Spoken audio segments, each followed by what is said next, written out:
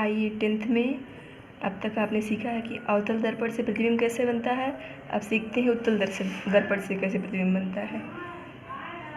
आपने देखा होगा कि अवतल दर्पण में लगभग 6 से 7 चित्र बने थे, क्योंकि वो उसमें ऐसी स्थिति थी जैसे कि मान लो कि ये था, ये अवतल दर्पण ऐसे रहता था, ये रहता था ध्रुव, यहाँ मान लो कहीं सी वक्रता केंद्र, ये मुख्य फोकस, सब दर्पण के सामने ही रहता था। तो मान लो एक बार हम वस्तु को अनंत पे रखते हैं, एक बार इससे थोड़ा सा दूर लाते हैं, फिर एक बार ये इस पे भी रख सकते हैं, फिर एक बार इसके बीच में रख सकते हैं, एक बार इस पे रख सकते हैं, फिर इसके बीच में रखेंगे। लेकिन उत्तल दर्पण में क्या होता है, इसमें यहाँ मान लो ध्रुव है, वस्तु हमेशा दर्पण की इधर ही रखी जाती है, इसी साइड में हमेशा रखी जाती है, बाई साइड में हमेशा रखी जाती है। चाहे अवतल दर्पण होगा या उत्तल दर्पण, हमेशा बाएं साइड में रखा जाएगा। तो चाहे अवतल दर्पण होगा या उत्तल दर्पण, हमेशा वस्तु दर्पण के सामने रखी होगी, मतलब हमेशा बाएं साइड में रखी जाती है। तो बायां साइड तो यही तो है, तो ऐसे यहाँ भी। लेकिन आप जानते होंगे कि अवतल दर्पण में हमेशा वस्तु का प्रतिबिंब इधर ही बन रहा था, बस एक स्थिति में जब यहाँ पे था तब उसके पीछे जाके बन रहा था, आभासी, और तब उसको सीधा कहा गया था। लेकिन उत्तल दर्पण में बस 2 ही स्थितियाँ बन सकती हैं, क्योंकि इधर एक वस्तु अनंत पे रखी जा सकती है और एक यहाँ कहीं रख सकते हैं, जिससे कि बाद में मिलाने पे मिलती हुई प्रतीत होगी यहाँ पे। जैसे देखते हैं इसमें,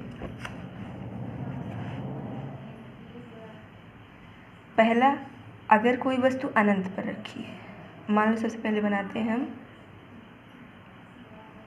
ये रहा उत्तल दर्पण, जिसके किस तरफ पॉलिश किया होता है, अंदर की तरफ,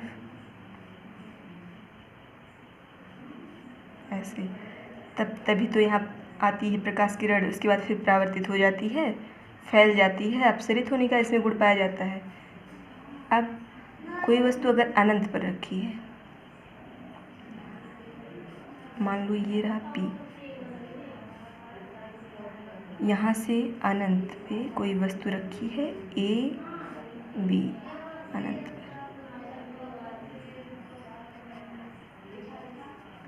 यहाँ से अनंत से मुख्य अक्ष के समांतर चली, तो इसको हम दर्शाते हैं डैश से, कि मतलब बहुत दूर से आ रही है। ये आई ऐसे प्रकाश किरण आ रही है। तो मैंने बताया था कि जब उत्तल दर्पण होता है तो वहाँ पे अंदर की तरफ नहीं जाती प्रकाश किरणें, अभिसरित नहीं होती, अपसरित हो जाती, मतलब फैल जाती हैं। फिर कोई, ये तो मुख्य अक्ष था ही, इसी के समांतर आएगी, ये मुख्य अक्ष था। मान लो कोई प्रकाश किरण फिर आई अनंत से, फिर यहाँ तक गई, फिर अपसरित हो गई, ये अपसरित होकर इस तरह से चली गई। अब इसको हम पीछे की तरफ जब ऐसे बढ़ाएंगे मुख्य अक्ष को, क्योंकि हम जानते हैं उत्तल दर्पण में हमेशा प्रतिबिंब इस तरफ नहीं बनता, हमेशा उसके पीछे की तरफ बनता है। तो इसको हम, अगर इसको हम पीछे की तरफ मिलाएंगे तो, और इसको भी, दोनों परावर्तित किरणों को जब पीछे की तरफ मिलाएंगे तो इस तरह से कहीं ऐसा बिंदु आएगा जहाँ मिलती हुई प्रतीत होंगी, वास्तव में नहीं मिलेंगी। वास्तव में अगर इधर ही बनता तभी मिलती, और ऐसा किसमें होता है, अवतल दर्पण में, जबकि ये उत्तल दर्पण है, इसका नियम अलग होता है हमेशा।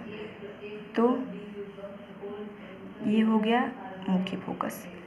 और आपने देखा था कि जब आकर के प्रकाश किरण मुख्य अक्ष के समांतर चलती थी, फिर यहाँ से आके ऐसे, फिर चली, तो फिर ऐसे, तो जिस बिंदु पे आके मिलती थी, अभिसरित होती थी, तो वही इसका मुख्य फोकस होता था। तो किस दर्पण में, अवतल दर्पण में, और उत्तल दर्पण में मिलती हुई प्रतीत होती है। ये रहा सी वक्रता केंद्र था। तो यहाँ क्या हुआ, ये मिलती हुई प्रतीत हुई। ये दर्पण का मान लो कोई टुकड़ा था, दर्पण के टुकड़े को हमेशा मिरर का मतलब कोई टुकड़ा, इसीलिए एम एन पी क्यू कुछ भी, मतलब पी तो पहले से है तो कुछ भी ले सकते हैं, उससे कोई दिक्कत नहीं है। अब ये हो गया, वस्तु अनंत पर रखी है, फिर ऐसे मुख्य अक्ष के समांतर चली, तो पीछे जब दोनों को परावर्तित किरणों को जब पीछे मिलाएंगे तो वो जाकर के एक बिंदु पर मिलती हुई प्रतीत होंगी, और वो बिंदु क्या कहलाएगा? मुख्य फोकस। और आप देख रहे होंगे कि यहाँ मिलती प्रतीत होती है, तो जो प्रतीत होती है उसको आभासी कहते हैं। और चित्र कैसा बन रहा है? नीचे की तरफ नहीं, हमेशा उत्तल दर्पण में सीधा बनता है, तो इसको कहेंगे सीधा बना है, आभासी और सीधा बना है। और वस्तु के तुलना में कैसा बना है? एकदम छोटा सा बिंदु की साइज़ का। इसका मतलब कि बिंदु की साइज़ का बना है और बहुत छोटा है, दर्पण के पीछे बना है। अब दूसरा देखते हैं, दूसरी स्थिति क्या है। इसमें बस 2 ही स्थिति हो सकती है, क्योंकि एक बार मान लो हम अनंत पे रख देंगे, लेकिन इधर जब कोई बिंदु नहीं है, सब जाकर के दर्पण के पीछे यहाँ इसमें होता है, तो हम दर्पण वस्तु को हमेशा इसी साइड में रखते हैं। तो एक बार हम यहाँ लिख सकते हैं, अनंत पर ले सकते हैं, फिर कोई स्थिति तो और बची नहीं, इधर सारे बिंदु इधर हैं, तो इधर तो हम वस्तु को रखते नहीं हैं, इधर ही रखेंगे। तो मान लो एक बार और ले लेते हैं, फिर मान लो ये है उत्तल दर्पण, यहाँ रहा कोई P बिंदु, ये ऐसे फोकस, ये रहा C वक्रता केंद्र। अब मान लो हम कोई वस्तु रखते हैं दर्पण के नज़दीक, मुख्य अक्ष के ऊपर AB, कोई समांतर किरण चली यहाँ से मुख्य अक्ष के समांतर, तो क्या नियम होता है? अपसरित हो जाती है उत्तल दर्पण में, तो ये अपसरित हो गई, ये परावर्तित हो गई, फैल गई जाके। फिर मान लो कोई प्रकाश किरण और चली, हमेशा उसी पे थोड़ी ना चलाना है। अब मान लो 2 प्रकाश किरण, हम इसको मतलब अंतर करने के लिए, इसको समझाने के लिए ले लेते हैं, नहीं तो एक से भी आपने समझा था, मतलब मैंने बताया था पहले ही, सबसे पहले एक प्रकाश किरण ले जा करके बताया था, फिर अब 2 करके देखते हैं कि कैसे बनता है, जिससे आप प्रतिबिंब की स्थिति कैसी होती है, अवतल दर्पण में कैसी होती है, उत्तल में कैसी होती है, इसको अच्छे से समझ पाएँ। तो अब पहली तो ये हो गई, मान लो दूसरी जाती भी है, तो ये क्या हो सकता है? ऐसे एक हो सकता है ये कि कोई प्रकाश किरण जा रही है तो फिर उसी मार्ग पर वापस लौट आए, तब भी हो सकता है, क्योंकि यहाँ पे कोई बिंदु नहीं है जिससे हम कि उसको गुजार सकें, तो हम ज़्यादा से ज़्यादा क्या कर सकते हैं? इधर से ले जा सकते हैं। कोई प्रकाश किरण मान लो आई ऐसे, ये आई, तो मान लो इसको हम जब पीछे मिलाते हैं तो ये मिलती हुई C बिंदु पे प्रतीत होती है, फिर उसी मार्ग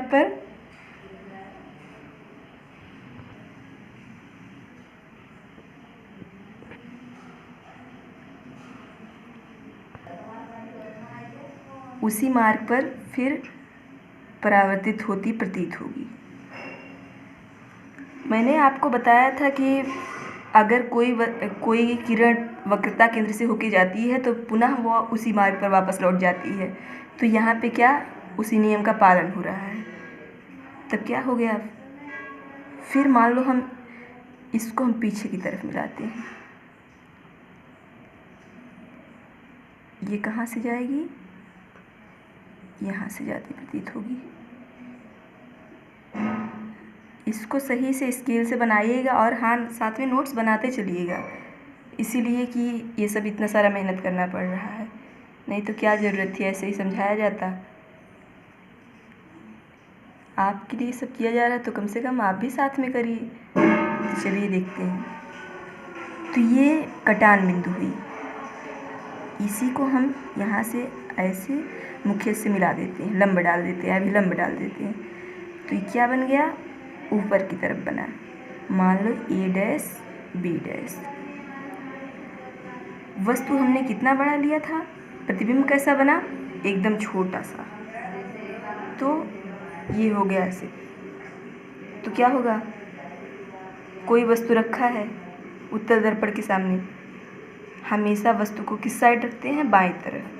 तो इसमें भी बाएं तरफ रखेंगे। और यहाँ आप देखते हैं कि वक्रता केंद्र और मुख्य फोकस किस तरफ होता है, इसके पीछे की तरफ। तो और कोई स्थिति तो हम ले नहीं सकते हैं, क्योंकि हमेशा बाएं तरफ रखा जाता है, और इस समय क्या होता है, इसके पीछे की तरफ होता है। तो देखते हैं, पहले ही प्रकाश किरण निकली तो मुख्य अक्ष के समांतर गई,